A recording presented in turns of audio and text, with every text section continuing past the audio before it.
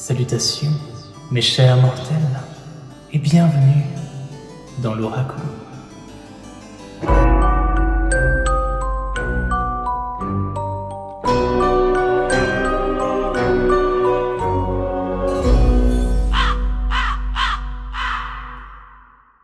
Bienvenue à toutes et à tous sur mon nouveau décor pour la guidance d'octobre et novembre. Alors comme tu as pu le voir dans le titre, c'est une guidance assez particulière ce mois-ci, étant donné que ce ne sera pas une guidance mensuelle mais plutôt bimensuelle.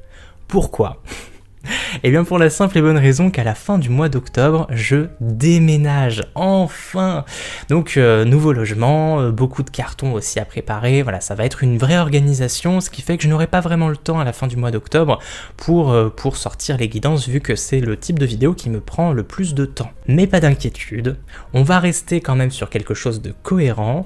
Là, comme tu peux le voir sur mon décor, on est clairement dans l'ambiance de la fin du mois d'octobre, début novembre, l'ambiance Halloween, ou Samhain, hein, c'est comme tu veux. C'est une ambiance que personnellement j'adore, et ces superbes dos de cartes appartiennent au Darkwood Tarot, un jeu que j'attendais depuis tellement longtemps, un jeu entièrement en anglais que je n'ai encore jamais présenté sur la chaîne, et donc j'ai préféré attendre cette période particulière de l'année pour vous le montrer, parce que tu verras qu'on est parfaitement dans le thème. On finira également avec une carte de la lunologie pour le mot de la fin. De toute façon je t'expliquerai le cheminement qui sera légèrement différent d'habitude, tu verras il y aura un peu moins de cartes, mais pas d'inquiétude, on reste quand même sur la même chose, mais un peu plus simplifié. Et dernier point, à la fin de chacune des guidances, tu y trouveras une petite surprise, alors reste bien jusqu'à la fin.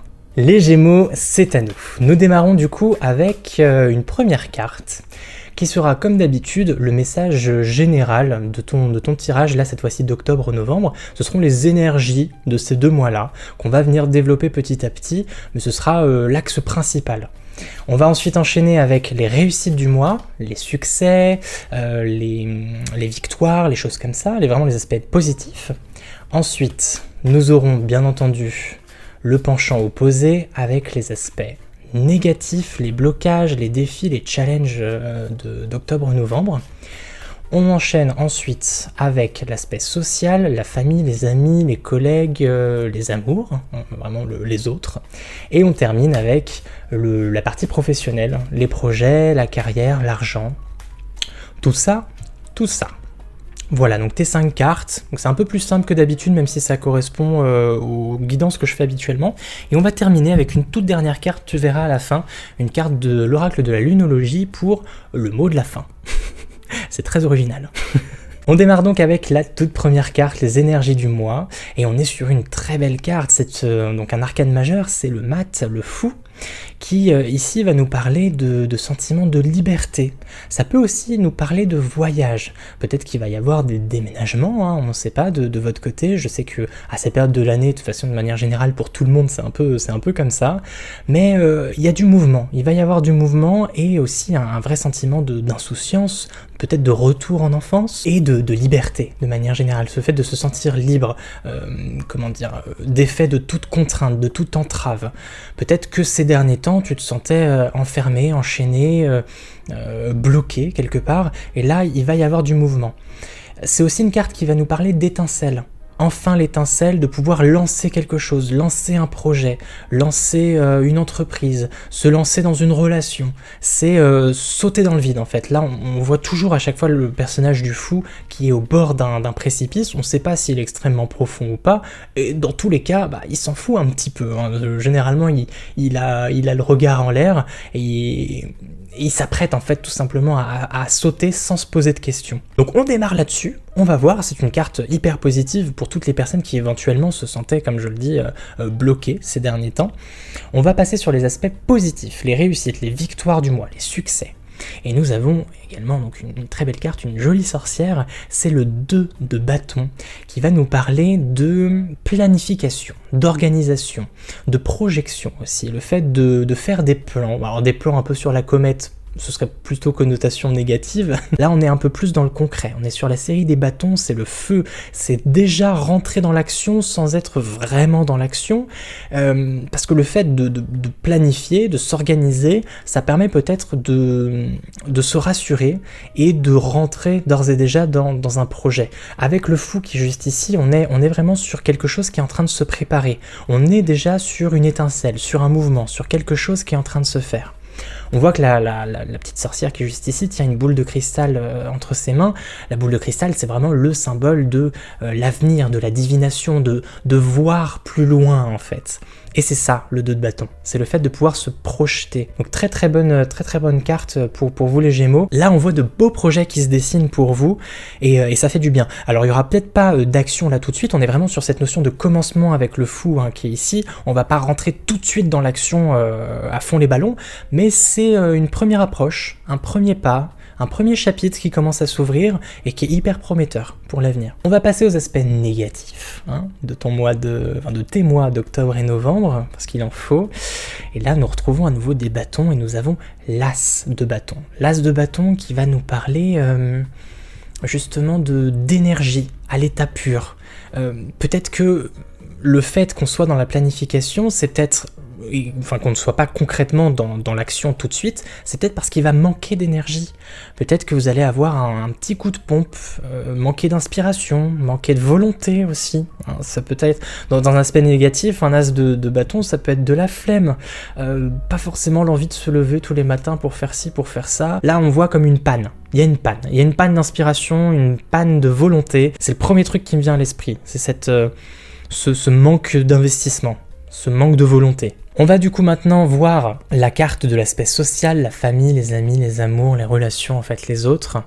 Et là nous avons un 3, le 3 de coupe. Et c'est une très bonne carte à cette position-là parce que c'est la carte de la célébration, du fait de se sentir bien avec les autres, de profiter de l'instant présent avec ses amis, sa famille, les gens qu'on aime en fait, les personnes qui nous sont le plus proches. Mais aussi de manière générale, c'est une carte qui va nous parler de joie, de plaisir sur l'instant présent. On la représente souvent avec des gens qui trinquent. C'est typiquement une carte de fête en fait, c'est la joie, c'est la fête, tout le monde danse, tout le monde boit, tout le monde s'amuse. Et donc le fait de l'avoir en position sociale, c'est un mois qui va vous permettre de profiter. Peut-être justement que là vous allez vouloir vous concentrer sur l'aspect social, profiter, être plus dans les petits plaisirs du quotidien, plutôt que de vous lancer pleinement à cœur perdu dans un projet. C'est pour ça que ça va juste commencer. La panne d'énergie, elle est peut-être aussi justifiée par ça. Peut-être que votre énergie va être reconduite vers des choses un peu moins importantes. Vous allez peut-être fuir vos responsabilités et plus vous diriger vers le fait de profiter ensemble. Et c'est pas plus mal, quelque part. Il faut savoir aussi profiter de l'instant, des petits bonheurs de la vie, il faut savoir profiter de ses proches, profiter des instants en famille, etc. Ça reste important.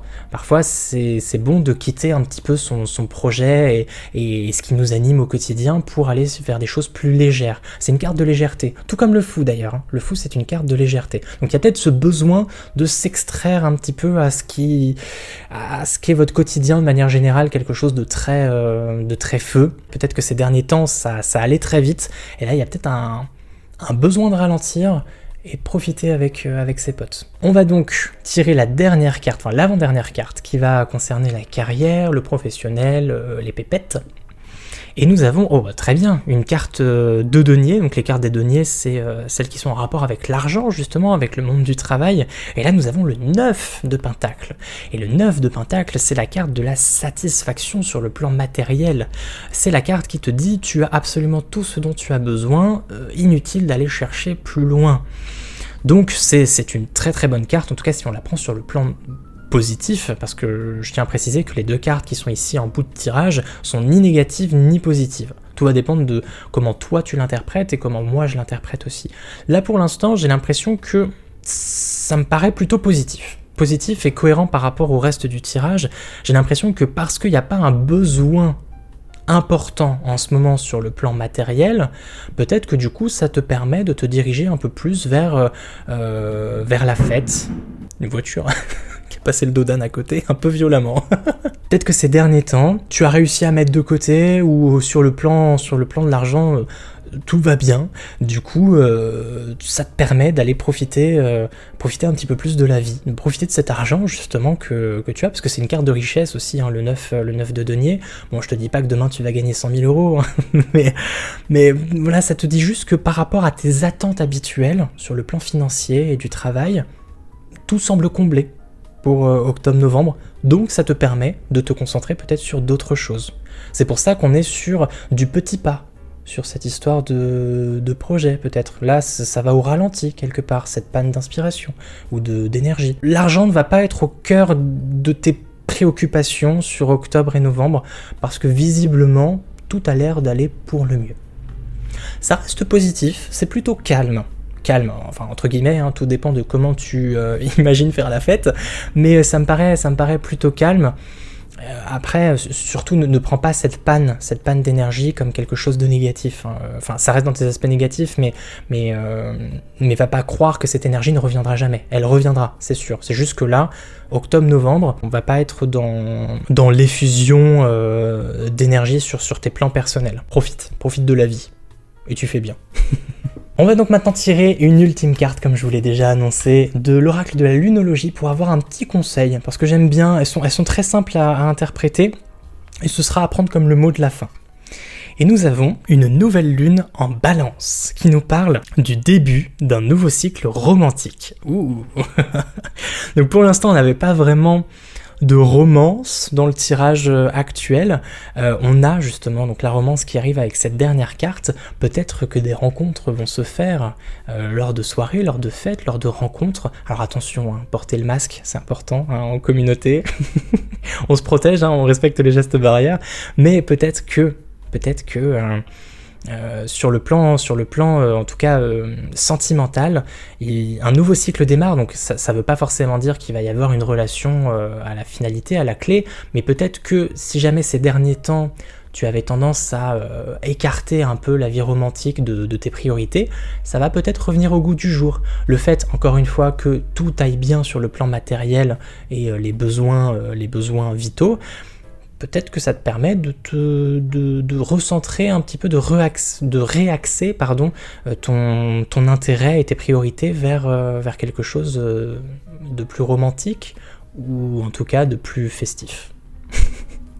Voilà pour les cartes, et maintenant c'est l'heure de ta surprise. Très bien.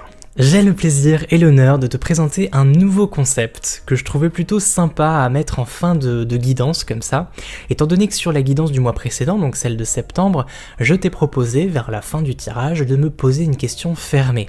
Alors ça concernait plus la carrière parce que c'était par rapport à l'oracle mission de vie, mais là aujourd'hui, étant donné que le concept vous a plu, je me suis dit que j'allais te permettre de me poser une question fermée aussi, c'est-à-dire dont la réponse est un oui ou un non, dans le domaine de ton choix. Que ce soit sentimental, professionnel, le quotidien, ce que tu vas manger demain, bref. Libre à toi de me poser vraiment la question que tu souhaites. Je te demande donc de te concentrer sur ta question, d'écouter la musique et ensuite de faire un choix parmi les 5 cartes que tu trouves juste face à toi. Donc c'est des cartes à gratter que j'ai créées hier et j'en suis pas peu fier. Et du coup je vais te révéler ensuite la réponse qui se cache derrière. Donc je te laisse le temps de te poser et pose-moi ta question. Les Gémeaux, avez-vous fait votre choix? Très bien. Alors pour toutes celles et ceux qui ont choisi la carte numéro 1, la réponse est non. Pour la carte numéro 2, la réponse est oui. Pour celles et ceux qui ont choisi la carte numéro 3, la réponse est à nouveau un non. La carte numéro 4 maintenant, c'est un non à nouveau. Et finalement, pour toutes celles et ceux qui ont choisi la carte numéro 5, c'est un peut-être. Voilà les Gémeaux pour votre guidance d'octobre-novembre. On se retrouve assez rapidement sur la chaîne, même si comme je vous l'ai déjà dit, je vais être pas mal occupé les prochaines semaines. Dans tous les cas, portez-vous bien et nous on se dit à plus. Psst, c'est encore moi. Ouais, je sais. Mais je tenais juste à te dire que si t'as besoin d'un peu plus de précision sur ton mois, tu peux aller voir la guidance de ton signe lunaire et de ton ascendant. Tout est là, hein. Je vais pas te faire un dessin, t'as qu'à cliquer sur ce qui vient d'apparaître à l'écran. Et si t'as envie de discuter, comme ça, je t'invite à venir me suivre sur Instagram, mon pseudo s'affiche juste en bas. Et voilà, hein. Sur ce, porte-toi bien, et on se dit à plus.